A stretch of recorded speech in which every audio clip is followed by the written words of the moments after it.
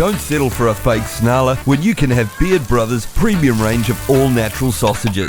Proudly New Zealand made, you'll find them fresh in your local Foursquare, New World and Pack and Save. Beard Brothers, crafted with care, the old school way. Right, our next guest is here, and we've got a few things to cover.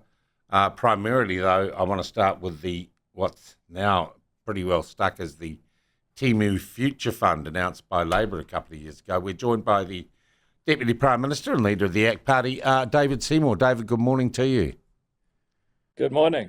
I have been quite amazed that even the mainstream legacy media have rounded somewhat on this policy. Firstly, would you agree with the aim of Labor's Future Fund that we need to have, we need to encourage more economic growth and resurgence in the country? Well, first of all, who's we? Are you suggesting that the government should try and encourage more economic growth in the country? And if that's what you mean, then how? What Labor are proposing is that they're going to take about $1 billion of dividends from companies that it owns on behalf of taxpayers right now, and instead of using those to pay for things like health and education or retiring debt, they're going to use it to invest in other companies, but there's going to be very specific directives from politicians about what sort of companies and why. Now, this is not a new idea. Muldoon had Think Big. The Labor government in the 80s had the Development Finance Corporation. Helen Clark had the New Zealand Venture Investment Fund. Jacinda Ardern had Elevate. James Shaw had the Green Investment Fund. What all of these initiatives I note that you haven't mentioned the Provincial Growth Fund that New Zealand First had. Oh, well, that's a very good example too. You're quite right. What all of these funds have in common is the idea that politicians should be able to take taxpayer money and invest it in commercial ventures, and that somehow they're going to have better insights than all the people out there who are already trying to find good investments. What happens every single time is that you waste a huge amount of money. The taxpayer ends up footing the bill. A few people get off okay because they get basically corporate welfare, but it does not make New Zealand a wealthier place. So when you say, should we try and encourage more economic growth, let's get precise about who is taking money off whom to do what with, and will it work? History tells us it won't. It's just crazy stuff. Labor are pointing to Singapore, so they've done this sort of thing and it's been incredibly successful for them. Well, once again, they don't seem to understand what the Singaporeans have done. Temasek is a crown holding company that the Singaporean government had for decades. They have investment offices all over the world. They have investment offices in places like Canada and Mexico. Their only objective is to invest and make money. And have they done that? Yes, they have.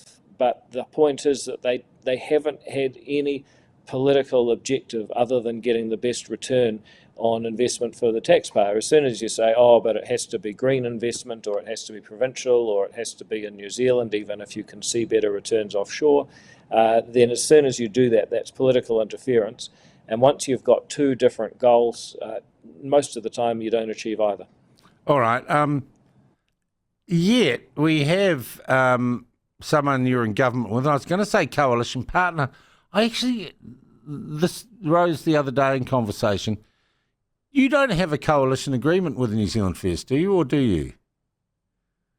Well, there's two agreements. Each agreement is signed by, one is signed by New Zealand First International, the other signed by ACT International, but both of them say that they are written for the benefit of the other party as well. All right. So your coalition mates in New Zealand First say that actually Labor have nicked this policy off them. So you disagree with New Zealand First policy on this too? Yeah, I do. I mean, it's not a government policy. You'll notice that our government is not doing this kind of thing because when you just ask yourself the question, what have been the outcomes for ordinary people from this kind of policy? is more debt, less public services, higher tax than you would otherwise have, because fundamentally, if politicians knew how to invest money better than the rest of the country, then why do we always have to ask for money for our campaigns? I mean, surely we'd be rich already. Why are we even in politics if we're such great investors? The truth is we're not. I mean, I've just been on an interview on another outlet with Marama Davidson, and she was saying, oh, we're going to create jobs. I mean, Marama Davidson has not created a single job for anyone with their own money in her life. Why would you give her yours? All right. Look, the Marine Coastal Act on customary title has passed.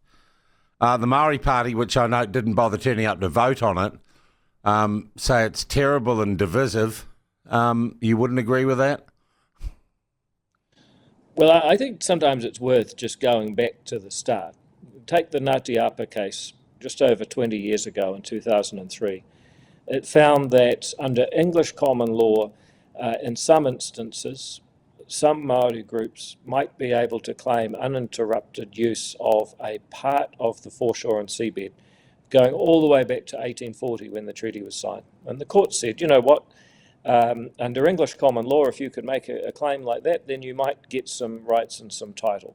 Now, I think we should respect that. After all, it's not a Maori thing, it's actually an English thing that led to that result. So you can hardly say that this is, some sort of co-governance or division or whatever. It's just the common law, which I think we're very lucky to have. Helen Clark came along and said, not on my watch, passed the Foreshore and Seabed Act, said that those applications will never succeed in court, Parliament says so. And then you got the Hikoi, and then you got the Maori Party, Dame Tariana Turia split off from Labour.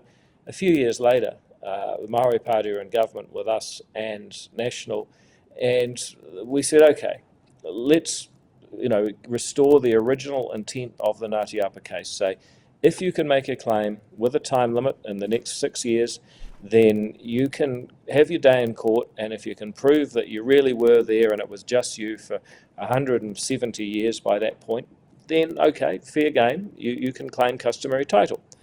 Now, that was all fine until the court said, but with tikanga, exclusive use and access for 170 years, that doesn't really mean exclusive. It could mean, we were there some of the time and so were some other people, but, we're all mates and we get to claim the title.